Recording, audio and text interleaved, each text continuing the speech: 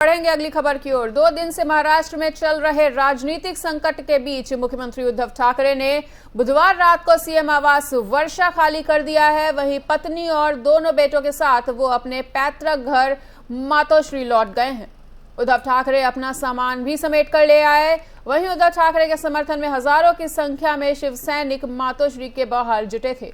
जैसे ही उद्धव पहुंचे, शिव सैनिकों ने उनके समर्थन में नारेबाजी शुरू कर दी और चेहरे पर मास्क लगाए उद्धव ठाकरे से बाहर निकले और शिव सैनिकों से उन्होंने मुलाकात की।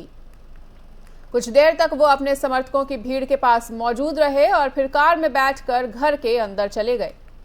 उद्धव ठाकरे के साथ उनकी पत्नी रश्मि ठाकरे और दोनों बेटे आदित्य और तेजस ठाकरे भी मुख्यमंत्री आवास छोड़कर मातोश्री लौट आए हैं।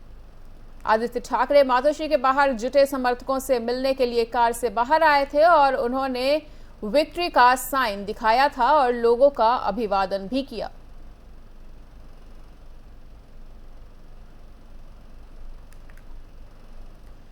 तो आपको बता दें कि उद्धव ठाकरे वर्षा से मातोश्री लौट आए हैं और जिस तरह से वो लौटे, लोगों ने उनका स्वागत किया और उनके समर्थन में नारेबाजी भी की।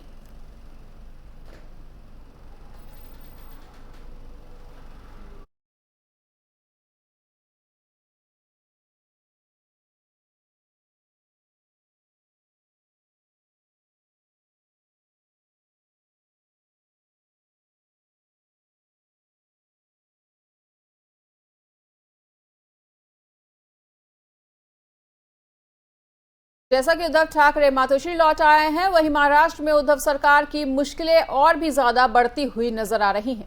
सीएम ठाकरे की अपील के बावजूद शिवसेना विधायकों के पाला बदलने का सिलसिला अब भी जारी है और आज सुबह ही 3 और विधायक गुवाहाटी पहुंच गए हैं। इससे पहले बुधवार को 4 और विधायक गुवाहाटी में शिंदे गुट से जा मिले थे और बुधवार रात को करीब 8 बजे 4 विधायक गुवाहाटी में मौजूद रेडिसन ब्लू होटल पहुंचे। इसी होटल में एकनाथ शिंदे बाकी बागी विधायकों के साथ भी रुके हुए हैं। तो उद्धव ठाकरे और उद्धव सरकार की मुश्किलें महाराष्ट्र में बढ़ती हुई।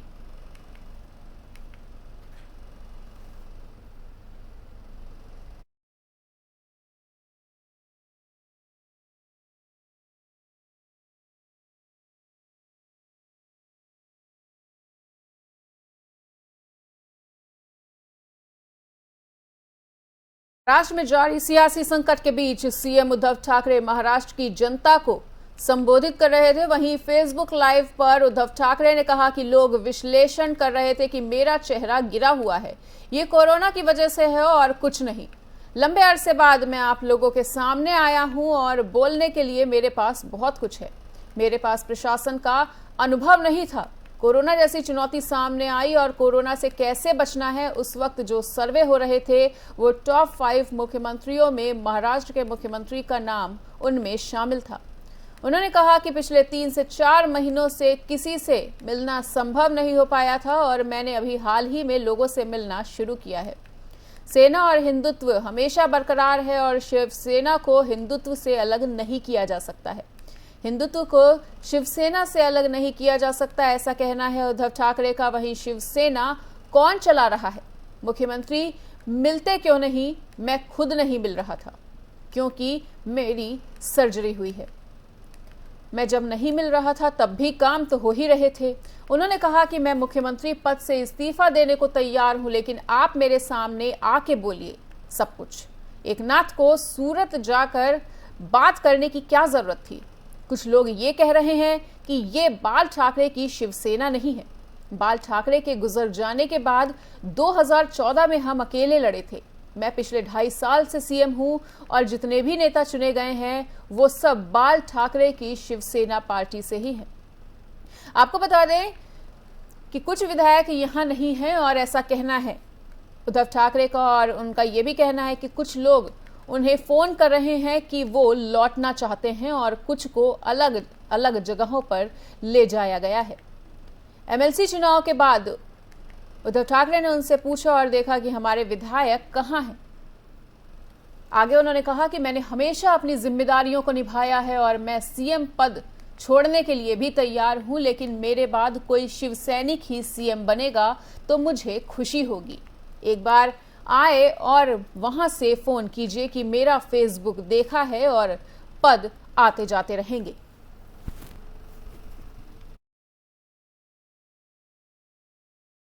म्हणजे कोणीही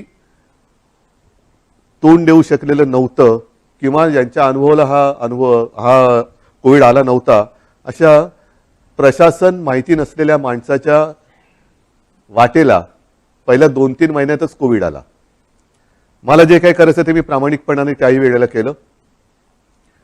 कोविड पासून सावध कसं राहायचं, काय काय करायचं हे मी तुम्हाला का सांगतोय, कारण त्या दरम्यानच्या काळात जे काही सर्वे होत होते त्या सर्वेमध्ये देशातील सर्वोत्तम 5 टॉप मुख्यमंत्र्यांमध्ये तुमच्या सगळ्यांच्या मेहनतीमुळे आणि तुम्ही दिलेल्या सहकार्यामुळे महाराष्ट्राच्या मुख्यमंत्र्यांना तो एक त्याच्यामध्ये ती गणना केली गेली।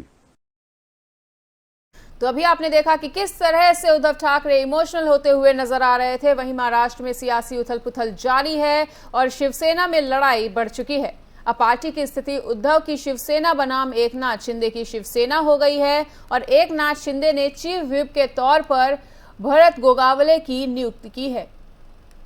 सीएम उद्धव ठाकरे के द्वारा नियुक्त किए गए सुनील प्रभु को अवैध करार दिया है और इसके साथ साथ शिंदे ने महाराष्ट्र के डिप्टी स्पीकर को चिट्ठी भेजी है और चिट्ठी में ये कहा है कि सुनील प्रभु के द्वारा जो व्हिप जारी किया गया है वो ही कानूनी तौर पर अवैध है, वो कानूनी तौर पर अवैध है। वहीं शिंदे असली शिवसेना खुद को बता रहे हैं।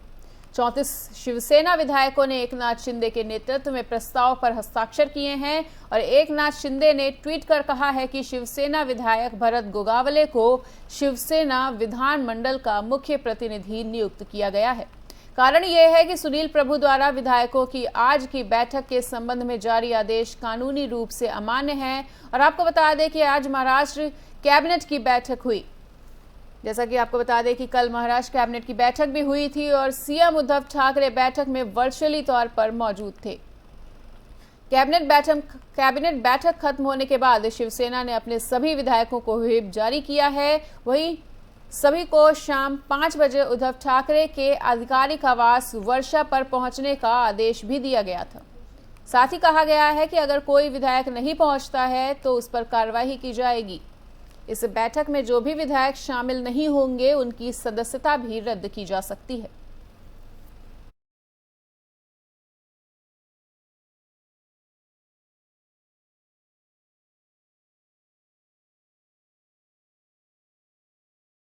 और फिलहाल इस वक्त के बुलेटिन में इतना ही। प्रदेश और दुनिया की तमाम बड़ी खबरों से जुड़े रहने के लिए देखते रहिए एफएम न्यूज़।